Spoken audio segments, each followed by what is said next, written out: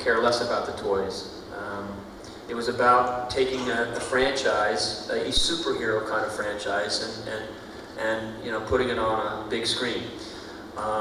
So I wanted the older Transformer fan that's 40, 35, 25 to like it as much as a younger kid aspiring to see a movie that's got it's a little bit more violent, it's a little bit more scary than you would normally see. I mean, I remember I wanted to put myself when I was a kid and I wanted to go to that older film that my parents took me to on Sundays. That's what I was trying to do.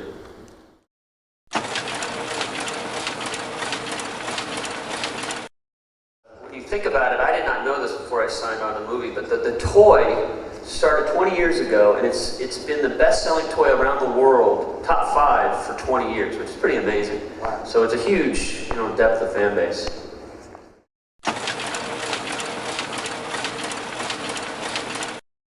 You read some of the blogs, like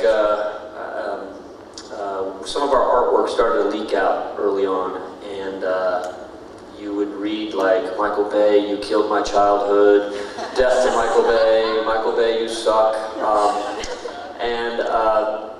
You know, when you try to take a cartoon that's so old and try to reimagine it for the big screen, I had to reinvent some of the robots. I had to make them look much more, I guess in my words, real, and change certain things so they can hold up on a big cinema screen.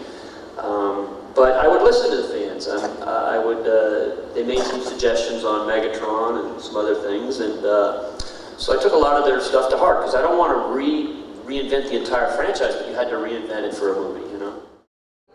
You're never going to make everyone happy, and I knew that going into this, but you got to be very respectful to the fan base. It's like, you can't change, you know, Spider-Man's outfit too much, you know? I mean, when they put nipples on Batman, I mean, you saw that. That would not have been my choice, by the way. You know, you just have to be respectful to what they want in certain arguments, but, you know, you got to make your own choices as a filmmaker, and that's what I did. So I think many fans have seen this so far, and they really give the stamp of approval, and they were only seeing 2D images, you know? Ironically, this movie was like the most, when we were working in the art department, I had like 35 artists, and our server last January was, they had a year ago January, they had 39,000 attempted hacks. So fans are trying to break into our system, which is kind of bizarre, and so.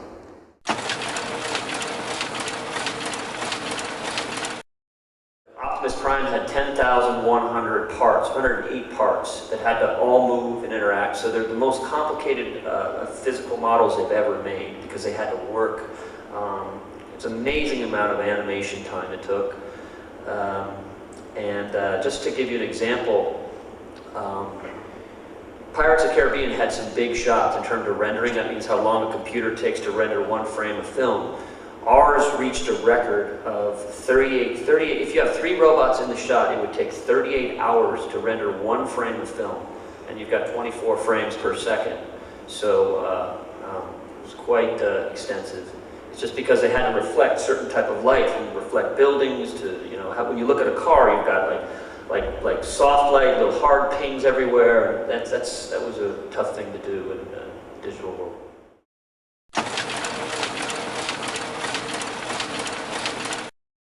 The hardest decision was, you know, it's an expensive movie for what it is, but it's not. It's half of what the $300 million movies of Spider-Man and Pirates of the Caribbean. They're actually over 300. I mean, we had 145. So it was very hard to make this movie. And Steven's very tough because he is like the studio. He's very tough on budget, and so I really had to dig deep to make it as few effect shots as possible and get the most bang for the buck.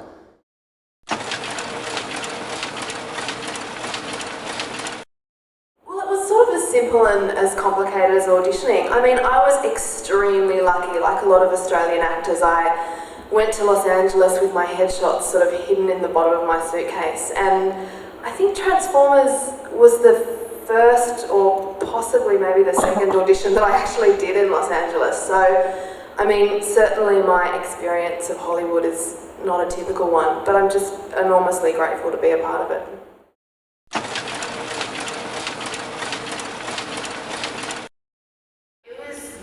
Mike was tough as far as on his actors, as far as his action films go, because he puts us as close to danger as he possibly can to get the most realistic responses. So if something's blowing up and it's on fire, that's actually happening, and Cheyenne and I were really actually in the middle of it. His stunt double got third-degree burns covered in them because we blew up half of a building and he was on top of it. Well, no, his finger got it. His finger, right. It's different. It sounds like a body got it. So it was, you know, This is how stories get started. But it was definitely fun, but it was an arduous experience. It was difficult, but I definitely would want to be part of a second Transformers, especially if Michael's directing.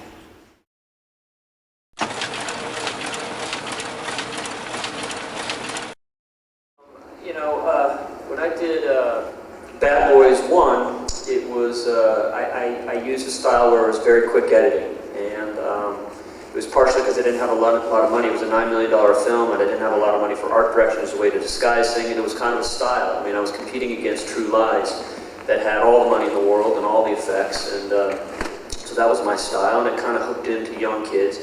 And yeah, you know, I did get the whipping boy kind of thing, and I asked a very esteemed film professor, who was my own, Janine Basinger at Weston. I said, why do I get, you know, the hard end of the deal? And she said, because in Hollywood, they will always go after someone that changes something. They don't like change. And if you look at action movies nowadays, it seems like they're all fast cut now. And maybe, I don't know if I'm somewhat responsible for some of that, but I think partially. Maybe I'm a good whipping boy, I take it, you know? For all your latest movie news, reviews, special features and forum interaction, go to empireonline.com.au.